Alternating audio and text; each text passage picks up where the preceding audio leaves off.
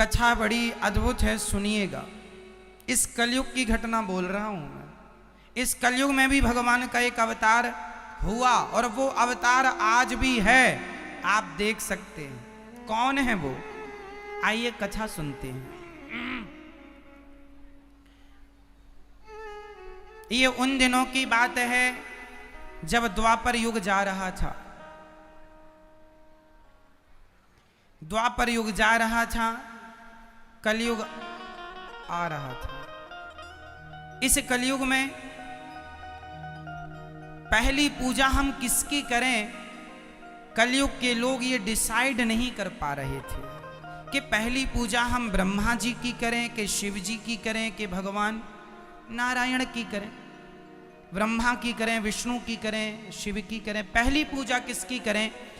ब्रह्मा जी के भक्त कह रहे थे कि ब्रह्मा की पहली पूजा करनी चाहिए, शिव के भक्त कह रहे थे शिव की पूजा, और विष्णु भक्त कह रहे थे विष्णु जी की पूजा पहली हो। अब ये कौन कन्फर्म करे कि पहली पूजा हम किसकी करें। एक यज्ञ हुआ इस पृथ्वी पर, उस यज्ञ में ये निर्णय नहीं हो पा रहा था कि इस यज्ञ में किसकी पूजा पहले की जाए। तब स्वयं भृगु जी चले कि मैं पता लगा के आता हूं। तो ब्रह्मा जी के पास गए भृगु जी, और ब्रह्मा जी को प्रणाम नहीं किया तो गुस्सा आ गया ब्रह्मा जी को। भृगु जी बोले ये ठीक नहीं है, ये पहले पूजा के लायक नहीं। गुस्सा आता है बूढ़े आदमी को। ब्रह्मा जी को खारिज कर दिया। शिव जी के पास गए, शिव जी गले लगाने दौड़े तो भृगु जी ने शिव जी को गले नहीं लगाया। शिव जी को भी क्रोध आ गया।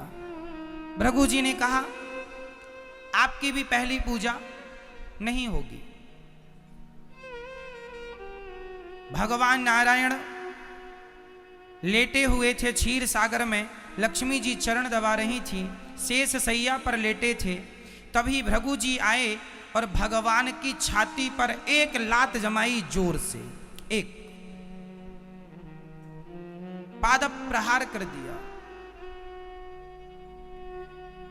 जब छाती पर लात पड़ी तो भगवान खड़े हो गए और हाथ जोड़ करके कहा महाराज आप ब्राह्मण हैं, आपके चरण बड़े कोमल हैं, हमारी छाती बड़ी कठोर है, कहीं आपके चरणों में चोट तो नहीं आ गई। जब ये बात भगवान श्रीमन नारायण ने कहा तो भृगु जी रोने लगे, और भृगु जी ने रोते हुए कहा वाह भगवान, मैंने आपको लात मारा और आपने लात खाकर भी मेरे से पूछा कि चोट तो नहीं लगी। आप ही इस धरती में पहले पूजा के योग्य हैं, इसलिए आपकी प्रथम पूजा अब होगी। भृगु जी तो चले गए, लेकिन भृगु जी के इस व्यवहार से लक्ष्मी जी नाराज हो गए, क्योंकि भगवान की छाती पर, भगवान के हृदय पर सदा श्री देवी का निवास होता है। इसलिए भगवान का एक नाम है श्रीनिवास। भगवान का एक नाम है श्रीनिवास, क्योंकि भगवान के वक्षस्थल पर, हृदय पर लक्ष्मी जी विराजती हैं। और आज लात मारी छाती पर तो वो लात नारायण को नहीं, वो लात लक्ष्मी को लगी, क्योंकि छाती पर तो वो बैठती हैं।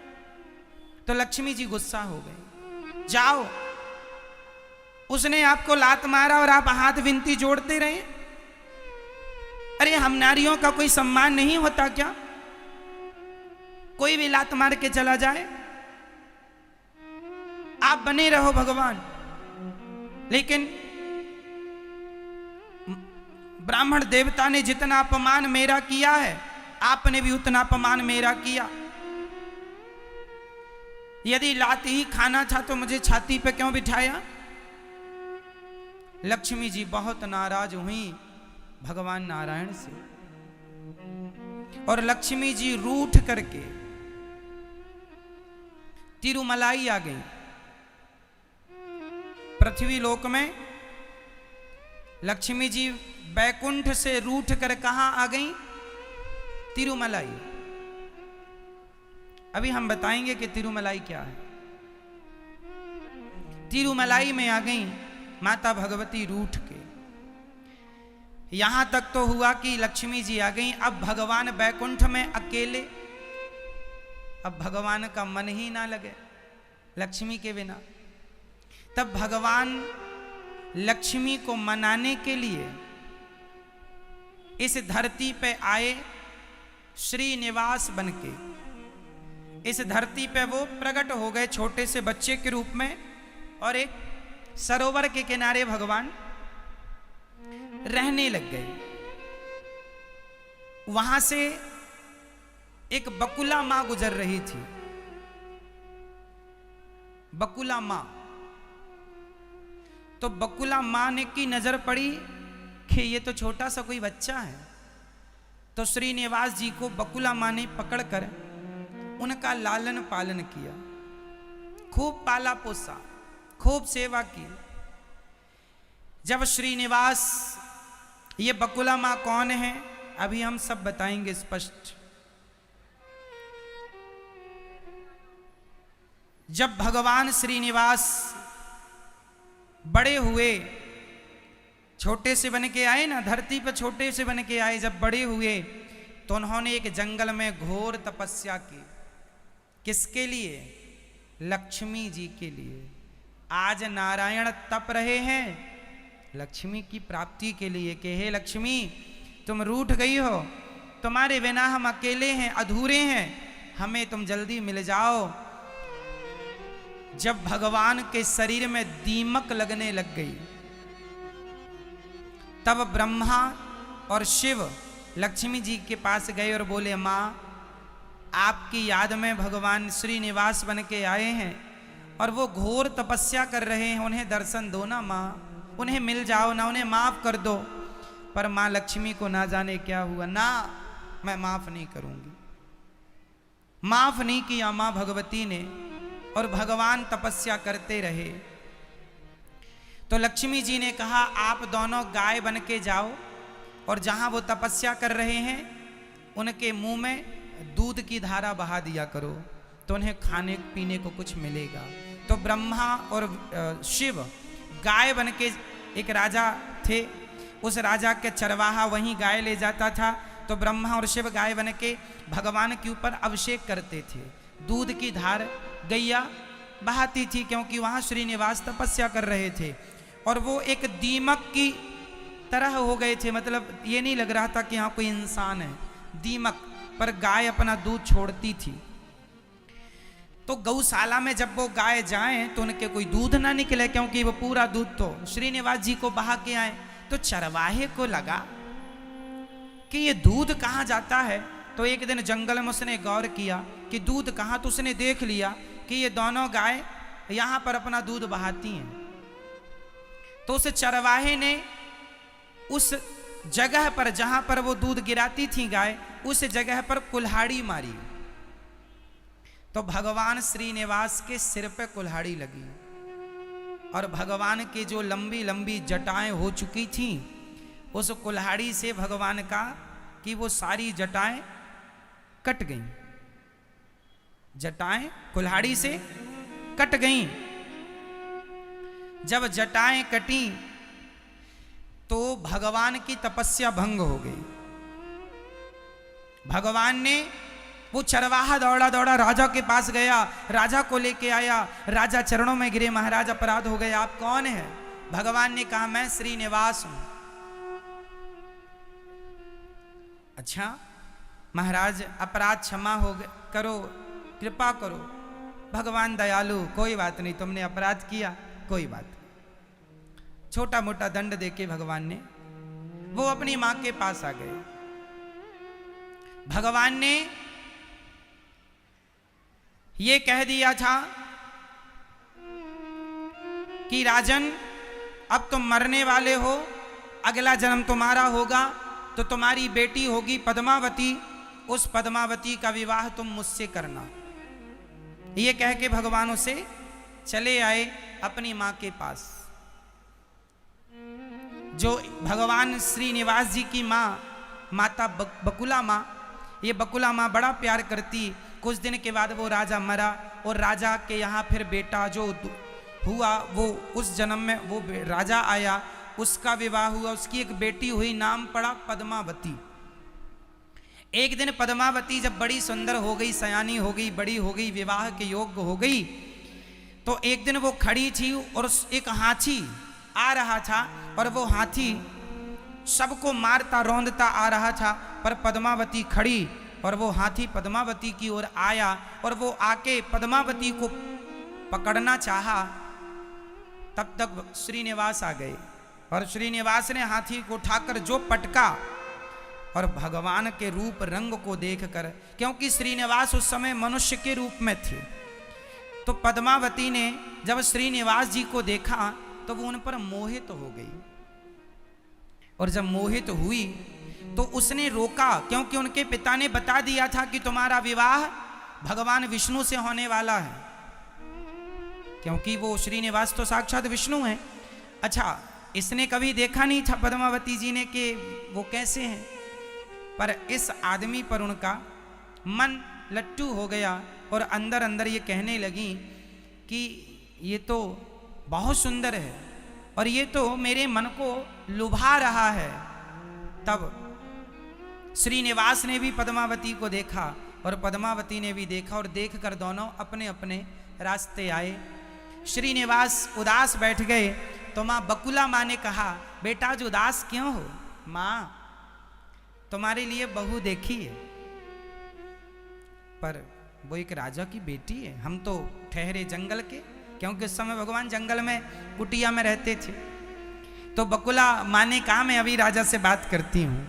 ये जो बकुला माँ है ये द्वापर की यशोदा मैया है। यशोदा मैया कैसे? क्योंकि यशोदा मैया ने भगवान श्री कृष्ण से 11.5 साल की उम्र में दूर हो चुकी थी। रुक्मणी जी से विवाह हुआ भगवान का, सत्यभामा से, कालिंदी से 16,108 विवाह हुए भगवान के, लेकिन एक भी विवाह में माता यशोदा सम्मिलित ना हो पाई। तो जब अंतिम में भगवान मिले ना, तो यशोदा मैया से पूछा था भगवान ने, माँ तुम्हारी क्या इच्छा है? तो यशोदा मैया ने कहा, कन्हैया तुझे बचपन का, तुझे दूध पिलाने का सुख तो मुझे मिला है, तुझे खिलाने का, तुझे रोता हुआ देखा है, हंसता हुआ देखा है, दौड़ता हुआ देखा है, तेरे हर रूप रंग को मैंने देखा है, पर मैंने तेरी शादी होते हुए नहीं देखी। कन्हैया तेरी माँ की इच्छा है कि मैं तेरी शादी होते हुए देखूं। तो जो मैया भगवान ने कहा मैं कलयुग में अवतार लूंगा, तब मैं आपका बेटा फिर से बनूंगा और तब मेरी शादी आप ही कराओगी। तो वही यशोदा मैया, वृंदावन की यशोदा, आज दक्षिण भारत में तिरुमलाई में एक जंगल में वो माँ यशोदा आज बकुला माँ बन के आई हैं। तो ये जो माँ है, ये माँ गई यशोदा मैया जो भगवान श्री निवास की माँ है, ये राजा से बोली कि आपकी बेटी जो है पद्मावती वो मेरे बेटे को पसंद आई है। तो राजा बोले, देवी मेरी बेटी का विवाह तो विष्णु से होने वाला है। तो माँ ने कहा मेरा बेटा विष्णु ही है। अब राजा तैयारी, ठीक है तैयारी करो। अब यहाँ तो राजा थे, तैयारी चालू, पर जो भगवान श्रीनिवास थे उनके पास तो कोई शादी विवाह, अब राजा की बेटी से विवाह कर रहे हैं तो देखो थोड़ा तो खर्चा लड़का पक्ष का भी होगा, इनके पास कोई पैसा था नहीं। तब भगवान श्रीनिवास जी ने कुबेर को बुलाया और कुबेर से कहा कि तुम हमें कुछ पैसा उधार दो। कुबेर ने कहा प्रभु हम दे तो दें, लेकिन आप चुकाओगे कैसे? क्योंकि आपकी रिटर्न फाइल तो इस समय कमजोर चल रही है, लक्ष्मी जी आपसे नाराज चल रही है ना। आपकी तो लक्ष्मी ही सब है, वो भी लक्ष्मी जी आजकल आपके पास नहीं है। तो बैंक भी लोन तब ही देती है जब आपके पास कुछ माल हो, फोकट आदमी को तो कोई बैंक लोन करती नहीं है। तो कुबेर जी बोले हम कैसे लोन सैंक्शन कर दें। भगवान बोले नहीं नहीं, हम आपका पैसा चुकाएंगे। तो कुबेर से भगवान ने पैसा लिया उधार। किसके लिए लिया? शादी के लिए। अच्छा, अब सुनते चलना ये कथा, आखिरी में जाके मैं बोलूंगा कि वो कौन है, समझते चलिएगा। जो श्रीनिवास, अब कुबेर ने धन दिया तो इन्होंने खूब धन से खूब शादी विवाह की तैयारी की और इनका विवाह हो गया पद्मावती से। अब श्रीनिवास और पद्मावती दोनों एक साथ रहने लगे महलों में। भगवान ने भी कुबेर से पैसे लिए, महल वहल बनवाए और खूब आनंद से रहने लगे अपनी गृहस्थी में। कुछ दिनों के बाद जब इनकी गृहस्थी को काफी साल हो गए, भगवान श्रीनिवास पद्मावती के संग खुशी से हैं, तभी भगवान के कानों में दरवाजे की खटखटाहट आई। कोई दरवाजे पर खड़ा है। भगवान गए और भगवान ने जब देखा तो वो माता लक्ष्मी थी। माता लक्ष्मी रो रही थी। भगवान श्रीनिवास से कह रही थी, ये क्या, आप तो मुझे मनाने आए थे, मेरे लिए श्रीनिवास का अवतार लिया था, मेरे लिए तपस्या की, और आपने तो दूसरा ही विवाह रचा लिया। मैं आपकी पत्नी हूं, मैं आपकी अर्धांगिनी हूं, आपने मेरे लिए तपस्या की थी और आपने तो यहां दूसरा ही विवाह कर लिया। लक्ष्मी जी नाराज हो रही थी। जल्दी से मेरे संग अब बैकुंठ चलिए, मैं आपको लेने आई हूं। लक्ष्मी जी बैकुंठ ले जाने के लिए कह रही थी कि पद्मावती आ गई, और पद्मावती बोली, नहीं देवी, ये मेरे स्वामी हैं, मेरे पति हैं, इन्हें आप लेकर नहीं जा सकती। लक्ष्मी जी ने श्रीनिवास से कहा, कहो श्रीनिवास, ये कौन है पद्मावती? तब भगवान श्री विष्णु जी ने कहा, देवी, ये त्रेता युग की मेरी पत्नी है। त्रेता युग की? त्रेता युग में तो मैं आपके साथ थी सीता बन के। हां देवी, तुम मेरे साथ थी, लेकिन कुछ दिनों के लिए इसने मेरी पत्नी की भूमिका निभाई है। बताइए, त्रेता युग में सीता की जगह किसने और कब भूमिका निभाई, कौन बताएगा?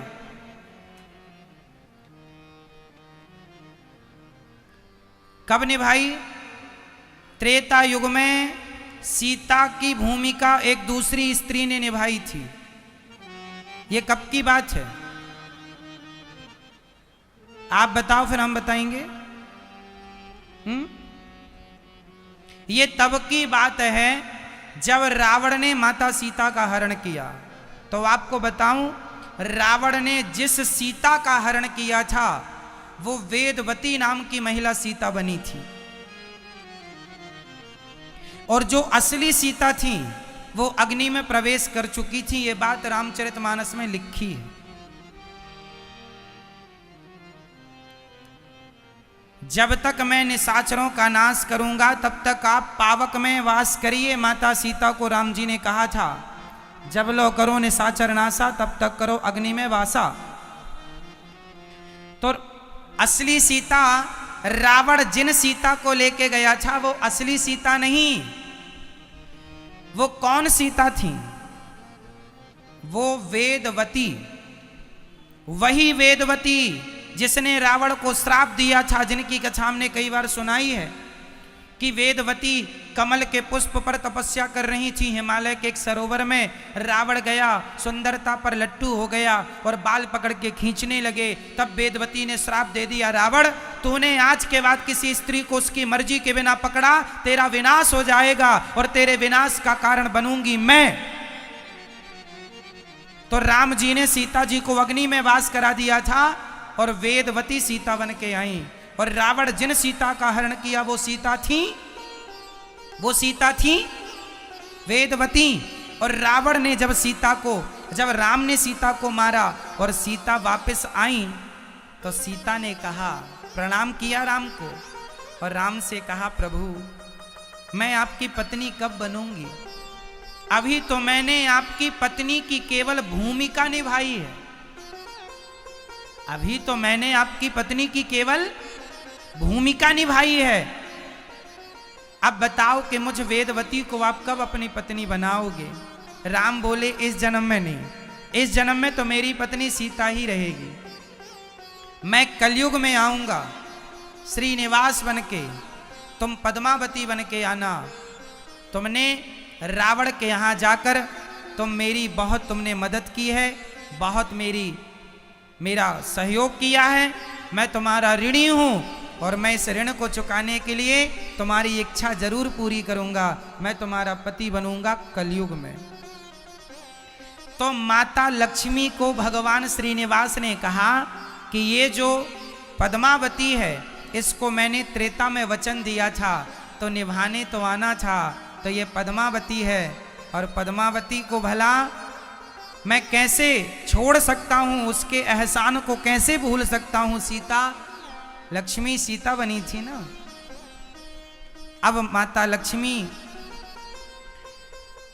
कुछ समझती, तब तक पद्मावती आ गई, बोली नहीं, ये कहीं नहीं जाएंगे। लक्ष्मी जी बोली, जाएंगे। जब दोनों आपस में कहने लगी, एक कहने लगी जाएंगे, एक कहने लगी नहीं जाएंगे, तो दोनों को झगड़ा करते देख भगवान उनको देख पत्थर के हो गए। भगवान उन्हें झगड़ता देख दोनों को क्या हो गए? पत्थर के। और आज उन्हीं को तिरुपति बालाजी के नाम से जाना जाता है। बोलिए तिरुपति बालाजी की। वही है वेंकटेश, वही है तिरुपति। तिरुमलाई पर्वत पर ही आज मंदिर है। तिरुमलाई पर्वत पर तिरुपति बालाजी। अब वहां पर आज भी स्त्री और पुरुष अपना मुंडन कराते हैं, बाल देते हैं ना तिरुपति बालाजी में। कारण है कि उसने चरवाहे ने कुल्हाड़ी मारी तो भगवान की जटा कट गई, इसलिए वहां जटा देते हैं। ये जटाएं हैं ना, तो वहां जटाएं दान करने की महिमा है। दूसरा, कुबेर से भगवान ने पैसा लिया था। आज भी कहते हैं तिरुपति बालाजी को जितना भी चढ़ावा चढ़ता है, उस चढ़ावे से तिरुपति बालाजी कुबेर को पैसा दे रहे हैं कि कलयुग में जो भक्त हमें चढ़ावा देंगे, उससे हम कुबेर जी आपका पैसा चुकाएंगे। तो आज भी इस धरती के सबसे कर्जीले भगवान कोई हैं तो तिरुपति बालाजी। उनके सिर पे कर्जा है कुबेर का। उनके वहां फिर वो दोनों श्री निवास तो बन गए तिरुपति, और लक्ष्मी जी बन गई, वो भी वहां पत्थर की हो गई, वो भी एक मूर्ति विग्रह में परिणत हो गई। और वहां पर पद्मावती भी मूर्ति के रूप में परिणत हो गई। और वहां पर हमारी श्री किशोरी जू भी पहुंची हैं लीला। हमारी श्री किशोरी जू मतलब श्री राधा रानी, श्री देवी, भूदेवी और लीला देवी, इन तीनों के